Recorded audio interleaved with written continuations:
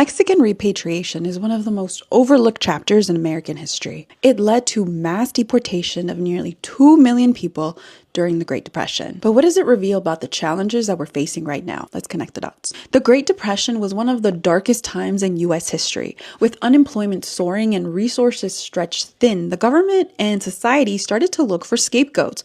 Unfortunately, many of those fingers pointed at Mexicans and Mexican Americans. This period is called the Mexican repatriation, referring to the mass deportation and voluntary return of Mexicans and Mexican Americans from the U.S. to Mexico. Estimates suggest between 300,000 and 2 million people were forced to leave the country. What's even more shocking is nearly half of them were U.S. citizens, including children born right here in America. The Great Depression created a widespread unemployment, and many Americans began to believe that Mexicans were taking their jobs that belonged to them.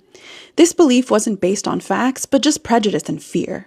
Local governments, sometimes supported by private organizations, I don't know, sound familiar, organized mass deportations. Some people were offered financial incentives to leave voluntarily, while others weren't even given a choice. Raids were conducted in communities, workplaces, and even public parks to detain and deport Mexican families. Because of Mexican repatriation, families were torn apart. U.S.-born children were forced to live in a country they never even visited. Entire communities were dismantled, leaving a lasting scar on the Mexican-American identity. Decades later, in 2005, the state of California formally apologized for its role in the repatriation. The Apology Act acknowledged the violation of civil liberties and constitutional rights. But even today, Americans don't know this history. So why does this matter right now? Because history has a way of repeating itself even today. Understanding that Mexican repatriation helps us recognize the dangers of scapegoating communities during times of crisis. It is a reminder to stand up for justice and ensure that no group is unfairly targeted.